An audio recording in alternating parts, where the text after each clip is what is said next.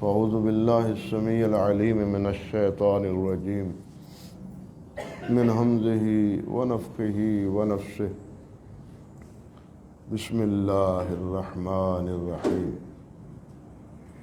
قل ان کان آباؤکم وابناؤکم واخوانکم وازواجکم وعشیرتکم واموال اقترفتموها وتجارة تخشون کسادها ومساکن ترضونها احب الیکم من اللہ ورسولہ وجہاد فی سبیلہ فتربصوا حتی یأتی اللہ بامرہ واللہ لا یہدی القوم الفاسقین سبحان ربک رب العزت عما یصفون وسلام علی المرسلین والحمد للہ رب العالمین۔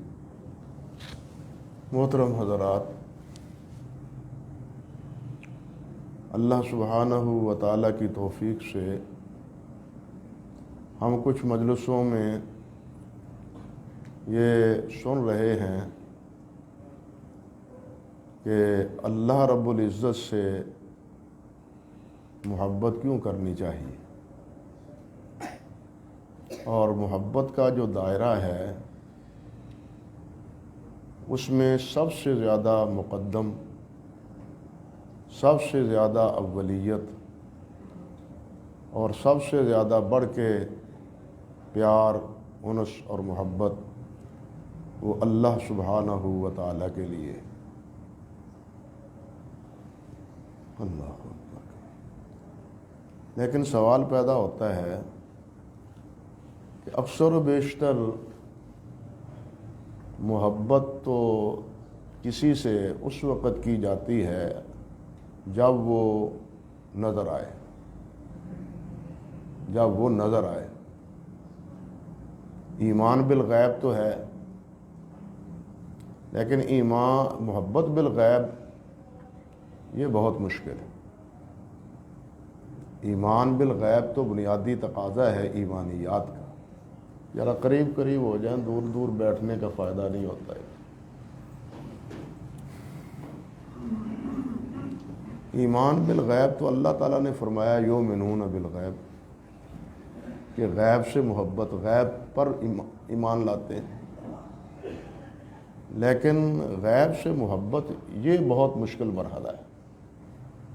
اکثر و بیشتر محبت اس سے ہوتی ہے جو نظر آئے، اس کے اوصاف کی بنا پر، اس کی خوبیوں کی بنا پر، اس سے انسان کو محبت ہو جاتی ہے۔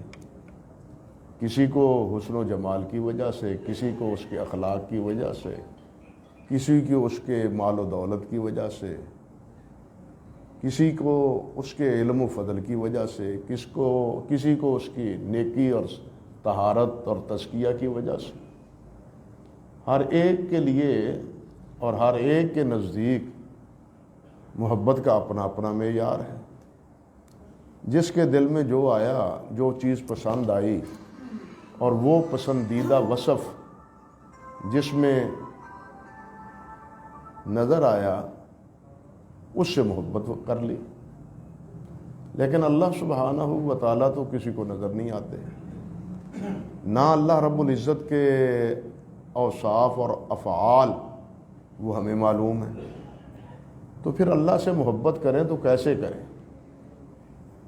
اللہ رب العزت سے محبت کریں تو کیسے کریں؟ یہ ہے سوال۔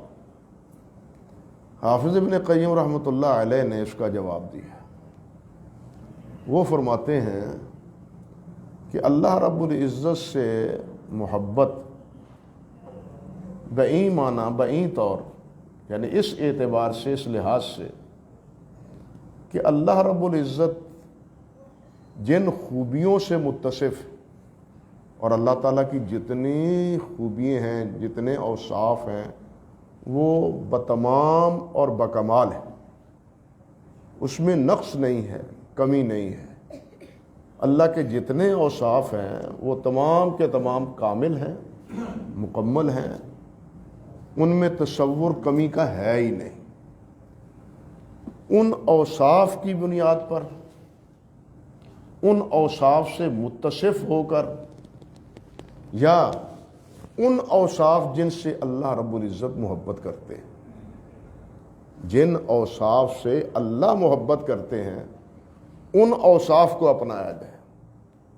بات سمجھ رہے ہیں نا؟ ایک وہ ہے کہ اللہ رب العزت کے اوصاف، اللہ کی صفات وہ کیا کیا ہے، اور دوسرا یہ ہے جس طرح کہ اللہ ذوالجلال عالم ہے، علیم ہے۔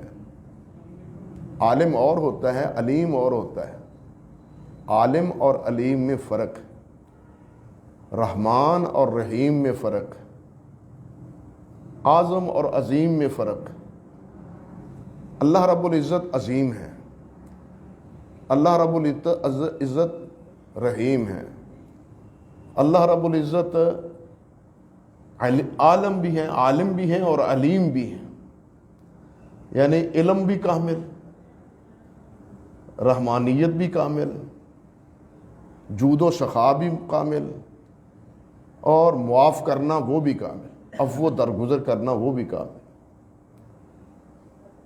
اللہ ذوالجلال قوی ہے، اللہ ذوالجلال قوی ہے، سب مغلوب ہے اور سب کمزور ہے۔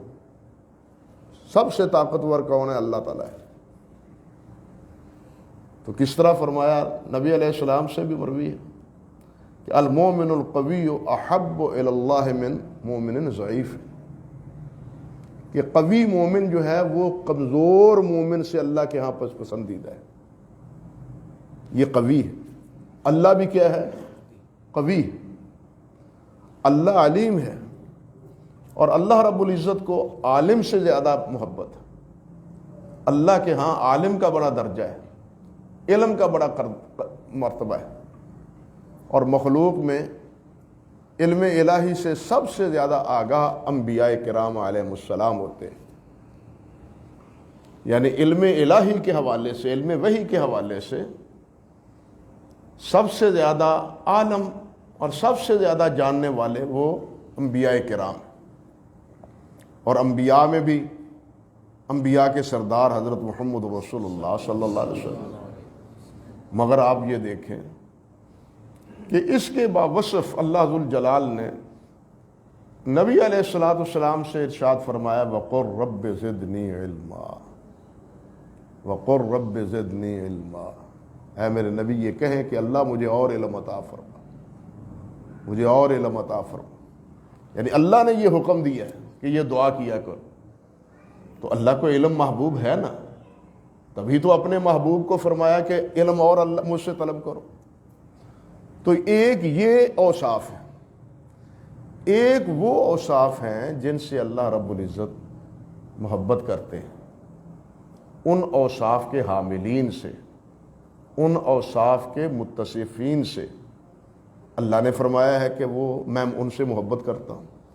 اب جن اوصاف سے اللہ محبت کرتے ہیں ان اوصاف کو اپنانا یہ اللہ سے محبت ہے، یہ اللہ کی محبت کا سبب۔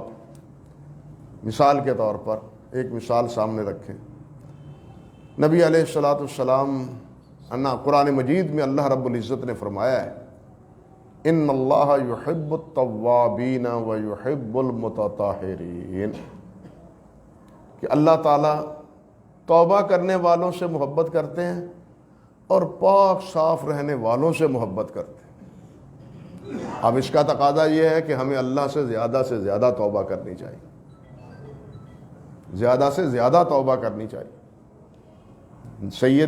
سید الاولین والآخرین حضرت محمد رسول اللہ صلی اللہ علیہ وسلم کا عالم یہ تھا، صحابہ کرام فرماتے ہیں کہ ایک ایک مجلس میں نبی علیہ السلام 100 دفعہ فرماتے تھے رب اغفر لی وتب علیہ۔ مجلس بیٹھی ہے ساتھیوں کی، اس میں 70 سے 100 مرتبہ رب اغفر لی وتب علیہ انک انت التواب الغفور۔ اور اللہ رب العزت نے فرمایا وَقُلْ رَبِّ اغْفِرْ وَارْحَمْ وَأَنْتَ خَيْرُ الرَّاحِمِينَ۔ اے میرے نبی یہ کہو آپ وَقُلْ رَبِّ اغْفِرْ وَارْحَمْ وَأَنْتَ خَيْرُ الرَّاحِمِينَ۔ نبی علیہ السلام یہ پڑھتے تھے اور بالخصوص آخری عمر میں تو اللہ ذوالجلال نے یہ حکم ہی فرمایا، اذا جاء نصر اللہ والفتح ورأیت الناس يدخلون فی دین اللہ افواجا فسبح بحمد ربک واستغفر۔ اللہ اکبر۔ تو اللہ ذوالجلال ایک تو توبہ کرنے والوں سے محبت کرتے ہیں، اور دوسرا کیا ہے، محبت کرتے ہیں پاک صاف رہنے والوں سے۔ وَيُحِبُّ اللَّهُ إِنَّ اللَّهَ يُحِبُّ التَّوَّابِينَ وَيُحِبُّ الْمُتَطَهِّرِينَ۔ اب یہاں دونوں میں موافقت بھی بڑی عجیب اور بڑی لطیف۔ اللہ اکبر۔ اللہ سبحانہ و تعالیٰ اس وصف سے ہمیں متصف فرمائے۔ یہ کثرت توبہ سے گویا نامہ اعمال صاف ہو جاتا ہے۔ کثرت توبہ سے نامہ اعمال پر جو دھبے پڑے ہوئے ہوتے ہیں نا، وہ دھو دیتے ہیں اللہ تعالیٰ، اور پاکیزگی سے طہارت اختیار کرنے سے یہ لباس اور یہ جسم یہ پاک ہو جاتا ہے۔ گویا نامہ اعمال بھی پاک اور لباس اور جسم بھی پاک۔ اب اللہ تعالیٰ اس سے محبت نہ کرے تو پھر اور کس سے کرے؟ بھائی جس کا نامہ اعمال پاک ہو، جس کا جسم پاک ہو، جس کا لباس پاک صاف ستھرا ہو، اس سے اللہ تعالیٰ محبت کرتے ہیں۔ تو ان اللہ یحب التوابین ویحب المتطہرین۔ آپ دیکھیں کہ نبی علیہ الصلوۃ والسلام نے فرمایا ہے، بلکہ ایک سیدھی سی بات ہے کہ انسان اور حیوان کے درمیان جن چیزوں کے جو چیزیں وجہ تفریق ہیں، انسان اور حیوان کے درمیان جو چیزیں دونوں کے مابین فارق ہیں، جدا کرتی ہیں کہ یہ حیوان کی صفتیں، یہ انسان کی صفتیں، ان میں ایک صفت یہی طہارت ہے۔ انسان کی یہ ایک صفت کیا ہے؟ طہارت۔ وہ پاک صاف رہتا ہے، پاک صاف رہنے کی کوشش کرتا ہے، اپنے بالوں کو سنوارتا ہے، اپنے لباس کو سنوارتا ہے، لیکن حیوان اسے اس کی کوئی فکر نہیں ہوتی، وہ لتھڑا پچھڑا ہوتا ہے، حتیٰ کہ وہ اپنی ہی پوتھیوں میں لت پت ہوتا ہے یا نہیں؟ اپنے ہی بول و براز میں لت پت ہوتا ہے، اسے اس کی کوئی پرواہ نہیں ہوتی۔ لیکن انسان اس کا تصور بھی نہیں کر سکتا کہ مجھے پیشاب لگے یا مجھے میری غلاظت جو ہے نا وہ میرے جسم کو یا میرے لباس کو لگے۔ یہ ایک فاصل ہے، تفریق ہے، سبب ہے تفریق کا، کہ پاک صاف رہنے کے لیے انسان کوشش کرتا ہے، حیوان کو اس کی کوئی فکر نہیں۔ یہ ہے فرق انسان میں اور طہارت میں، یعنی انسان میں اور حیوان میں۔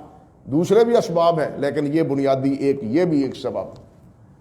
اب سوچئے کہ جب انسان اور حیوان کے درمیان یہ فرق ہے تو جو اس صفت سے متصف ہے وہی اچھا ہے نا، اور جو غلاظت سے لپڑا ہوا ہے، لتڑا ہوا ہے اور غلاظت کے ساتھ اٹپٹ ہے، اس کو پاکی پلیتی کی کوئی تمیز نہیں ہے اور اسے پاک رہنے کا کوئی داعیہ نہیں ہے، وہ اللہ کا نیک بندہ ہو سکتا ہے؟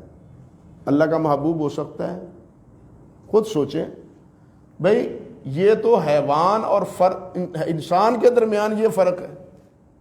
چہ جائے کہ ایسا انسان جو بالکل حیوانیت اختیار کیے ہوئے ہو، اس کو کوئی سمجھ لے کہ یہ پہنچا ہوا ہے، اللہ کا بڑا مقرب ہے، اللہ کا محبوب ہے، اللہ کا پیارا ہے، معاذ اللہ ثم استغفر اللہ، تو پھر اس انسان کو اپنے عقل اور اپنی فکر پر ماتم کرنا چاہیے نا، کہ جو چیز انسان اور حیوان کے درمیان فرق کرنے والی ہے، وہ انسان جو اس چیز سے متصف ہے، یعنی وہ غلاظت کی پرواہ نہیں کرتا، پاکی پلیتی کا خیال نہیں رکھتا، طہارت کا لحاظ نہیں رکھتا، اس کو ہم سمجھ لیں کہ جناب یہ بہت پہنچا ہوا ہے، یہ بہت بزرگ ہے، انا للہ و انا الیہ راجعون، تو پھر ہمیں ایسے آدمی کی عقل و فکر کا ماتم کرنا چاہیے۔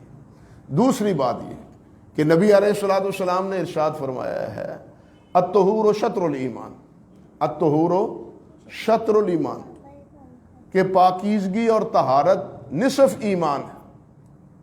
اب یہ نصف ایمان کیسے؟ اس کے بھی علماء نے کئی جواب دیے ہیں۔ ایک سیدھا سا مسئلہ یہ ہے کہ دیکھیے، ایمان دو چیزوں کا نام ہے، ایک اعتقادی، ایک عملی۔ اعتقاد اور عمل کا نام کیا ہے؟ ایمان۔ ایمانیات میں یہ دو چیزیں بنیادی ہیں نا، اعتقاد اور عمل۔ عقیدہ ہمارا کیا ہے اور عمل ہمارا کیا ہے؟ اقرار باللسان و تصدیق بالقلب و افعال بالجوارح، یہ ہے ایمان کی تعریف۔ اب ایمان کی جب یہ تعریف ہوئی تو عملی افعال کے لیے، عملی افعال کے لیے سب سے بنیادی کردار کس چیز کا ہے؟ وہ طہارت کا ہے، وہ طہارت اور پاکیزگی کا ہے۔ جتنے اعمال نیک ہیں ان کی ادائیگی کس سے کرنی ہے؟ پاکیزگی ساتھ، طہارت کے ساتھ۔ گویا ایمان کا جو نصف حصہ ہے عمل کا، اس کا تعلق کس کے ساتھ ہے؟ طہارت کے ساتھ۔ اور اس کو اس معنی میں بھی سمجھیں کہ اللہ سبحانہ و تعالی نے نبی علیہ الصلوۃ والسلام سے اور صحابہ کرام سے یہ بات ارشاد فرمائی ہے، جب آپ مدینہ طیبہ تشریف لائے تو 16-17 ماہ تک معروف بات ہے بیت المقدس کی طرف نبی علیہ الصلوۃ والسلام منہ کر کے نماز پڑھتے رہے، اور اس کے بعد اللہ تعالیٰ نے اپنے نبی کی چاہت اور طلب کی بنیاد پر حکم فرما دیا کہ بیت المقدس کا منہ کی طرف سے منہ موڑ کے بیت اللہ کی طرف منہ کر لیں۔ منافقوں اور یہودیوں کو یہاں پروپیگنڈے کا موقع ملا کہ یہ عجیب لوگ ہیں کہ ان کا ابھی تک قبلہ ہی درست نہیں ہے، آج کل کہاں، آج کہاں، اور آئندہ پھر پتہ نہیں کہاں کس طرف رخ کریں گے۔ پروپیگنڈا ہوا۔ اور یہ بھی کہ اس سے پہلے جو فوت ہو چکے ہیں ان کے ایمان کا کیا بنے گا؟ وہ تو نمازیں ادھر ہی شام کی طرف ہی منہ کر کے نمازیں پڑھتے رہے، ان کا کیا بنے گا؟ اگر اب اس طرف منہ کر کے نمازیں پڑھنی ہیں تو اس کا جواب اللہ سبحانہ و تعالیٰ نے ارشاد فرمایا ان اللہ لا یضیع ایمانکم، ان اللہ لا یضیع ایمانکم، اللہ تعالیٰ تمہارے ایمان کو ضائع نہیں کرے گا۔ یہاں ایمان سے مراد تمام مفسرین کے نزدیک کیا ہے؟ نماز۔ تمام مفسرین کے نزدیک نماز، کہ اس سے پہلے جو نمازیں پڑھی ہوئی ہیں اللہ ان کو ضائع نہیں کرے گا، وہ تمہاری نمازیں قبول، وہ نمازیں درست۔ نماز پر ایمان کا تقاضا اطلاق ہوا ہے۔ اب جب نماز ہے تو نماز سے پہلے طہارت ہے، نماز ہے تو نماز سے پہلے کیا ہے؟ طہارت ہے۔ تو یہ طہارت نصف ایمان ہوئی نا۔ جس نماز کو ایمان اللہ تعالیٰ نے قرار دیا ہے اس کا نصف کیا ہے؟ یہی پاکیزگی اور طہارت۔ اور یہ بھی سمجھیں کہ یہ طہارت اور پاکیزگی تمام انبیاء کرام علیہ السلام کا عمل تھا، تمام انبیاء کرام کا، صرف اس امت کا نہیں۔ تمام انبیاء، جس طرح تمام انبیاء کے ہاں نماز تھی، اسی طرح تمام انبیاء کے نزدیک ہاں طہارت بھی تھی، وضو بھی تھا۔ حدیث میں آتا ہے نبی علیہ الصلوۃ والسلام نے وضو کیا، ہر عضو کو 3 بار دھو کے آپ نے وضو فرمایا۔ وضو کرنے کے بعد ارشاد فرمایا کہ یہ میرا وضو ہے اور پہلے انبیاء کا بھی یہی وضو ہے، ھذا وضوئی و وضو الانبیاء قبلی، میرے پہلے جتنے انبیاء مجھ سے ہوئے ہیں ان کا بھی وضو یہی طریقہ تھا اور میرا بھی یہی طریقہ۔ اعضاء کو کیا ہے؟ ایک دفعہ دھونے سے وضو ہو گیا، 2 دفعہ بھی درست، لیکن افضل، بہتر 3 دفعہ وضو دھونا، چہرے کو، کلی کو، ناک میں پانی ڈالنا، باقی ہر اعضاء کو 3 مرتبہ۔ اس کو کیا فرمایا آپ نے؟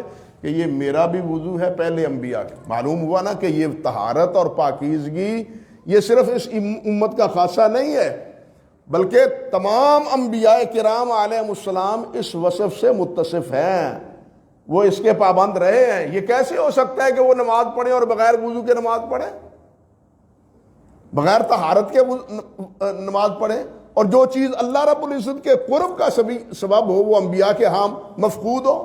یہ تو ہو ہی نہیں سکتا، یہ تو ہو ہی نہیں سکتا کہ اللہ کے ہاں ایک قرب کا ذریعہ عمل ہے اور انبیاء اس کا اہتمام نہ کریں، یہ نہیں ہو سکتا۔ انبیاء تو آئے ہی اسی لیے ہیں کہ جتنی راہیں اللہ رب العزت کے قرب کی ہیں وہ لوگوں کو بتلا دیں۔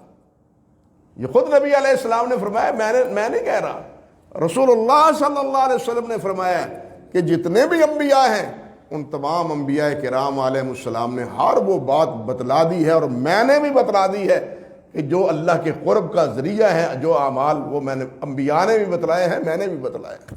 اللہ اکبر کبیرہ۔ تو انبیاء کا بھی یہی طریقہ تھا طہارت کا، پاکیزگی کا، وضو کا۔ اور اس سے آگے اگلی بات یہ بھی ہے کہ فرق دونوں میں ایک ہے، دونوں میں ایک فرق ہے۔ اس امت کا یہ امتیاز ہے، اس امت کا شرف ہے، نبی علیہ السلام کی بدولت اس امت کا یہ اعزاز اور اکرام ہے کہ اس کے وضو کی وجہ سے قیامت کے دن اس کے اعضائے وضو چمکیں گے۔ اس کے اعضائے وضو، حالانکہ وضو تو پہلے بھی کرتے ہیں، پہلے انبیاء کرتے تھے نا، حدیث میں آتا ہے انبیاء کرتے تھے، جب انبیاء کرتے تو امتیں بھی کرتی تھی۔ حدیث شفاعت میں تفصیل موجود۔ نبی علیہ الصلوۃ والسلام نے ارشاد فرمایا کہ میں قیامت کے دن اپنے امتیوں کو پہچانوں گا، امتیوں کو پہچانوں گا۔ صحابہ کرام رضوان اللہ علیہ مجمعین نے عرض کیا، حضور آپ اتنی مخلوق میں اتنے انسان، وہ جب سے آدم علیہ السلام ہوئے اور قیامت تک اتنے سارے انسانوں میں سے اپنے امتیوں کو کیسے پہچانیں گے؟ آپ نے فرمایا بے آثار الوضو، بے آثار الوضو، وضو کے آثار سے۔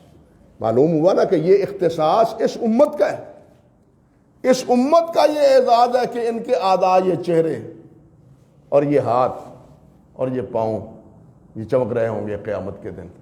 اور نبی علیہ الصلوۃ والسلام فرماتے ہیں کہ میں دور سے آواز، اوہ ادھر آؤ، ادھر آؤ، پانی پی لو، کوثر کا پانی پی لو، حوض کوثر کا پانی پی لو، میں آواز دے کے ان کو پکاؤں گا۔ اب گویا کہ امتی کی علامت یہ وضو ہے، امتی کی علامت کیا ہے؟ یہ وضو ہے۔ اور جو امتی نماز ہی نہ پڑھے، وضو ہی نہ کرے، وہ صرف عید شب رات پڑھی، تو پھر یہ امتی کی علامت بنے گی؟ سوچ لیں، امتی کی علامت تو تب بنے گی جب 5 وقت کی نماز پڑھے۔ تو یہ اختصاص ہے گویا نبی علیہ الصلوۃ والسلام کی اس امت کا۔ اور پھر اسی نماز کے ساتھ ساتھ یہ بھی دیکھیں کہ نبی علیہ الصلوۃ والسلام نے فرمایا ہے، حضرت ثوبان رضی اللہ تعالی عنہ جو نبی علیہ الصلوۃ والسلام کے غلام تھے، خدمت گزار تھے، ابن ماجہ اور مسند امام احمد میں روایت ہے، فرماتے ہیں کہ قال رسول اللہ صلی اللہ علیہ وسلم اعلموا ان خیر اعمالکم الصلاۃ، یاد رکھو تمہارے جتنے اعمال ہیں نیکی کے، ان میں سب سے بڑا نیکی کا عمل نماز، سب سے بڑا عمل کیا ہے؟ وہ نماز۔ یہ نماز، اس میں قرآن مجید کی قرات بھی ہے، اس میں تسبیحات بھی ہیں، اس میں اللہ رب العزت کے سامنے انکساری اور عاجزی بھی ہے، اس میں رکوع بھی ہے، اس میں سجود بھی ہے، اس میں قیام بھی ہے۔ گویا یوں سمجھو کہ پوری مخلوق جن جن طریقوں سے اللہ کی عبادت کر رہی ہے، وہ سارے طریقے اللہ ذوالجلال نے اس نماز میں اللہ تعالیٰ نے بندہ مومن کو عطا فرمائے۔